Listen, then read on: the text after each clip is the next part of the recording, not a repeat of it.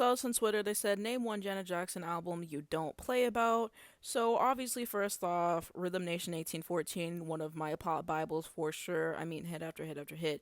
Escapade, great pop song. You have Rhythm Nation, the song, which is just iconic with the music video alone, and I really appreciate the messaging there. And throughout the entire album, very socially conscious, and she did it in a really smart way, in a way that was really catchy at that time and really captivated people. So, you have to give her respect on that standpoint.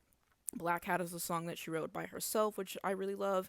Come Back to Me is like a top two Janet Jackson song for me of all time. So yeah, I think it's a brilliant album. I think that it's perfect. There's no song that I would skip on the album, which is really hard for me to come by. So gotta give it its tens there. I'd recommend anybody listen to it. It has everything that you could want on an album. Then I'm gonna say The Velvet Rope as well. I just think that it is a brilliant album. You is a very underrated song. I feel like people don't talk about that nearly enough for my liking.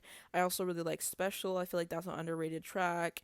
And I also have to appreciate the amazing song that is I Get Lonely, because what she did with the choreography on that song, it has to be studied. It has to be studied. There's no other way.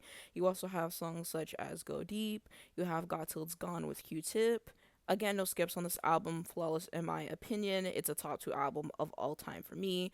So I think those are the ones that I will heavily defend. And there's other ones that I really like by her as well, but I mean those are my top two. So those are the ones that I really don't play about. I've heard people not like these albums. It is what it is, but those are the ones that are the crown jewels to me. So let me know your thoughts on this down below in the comments.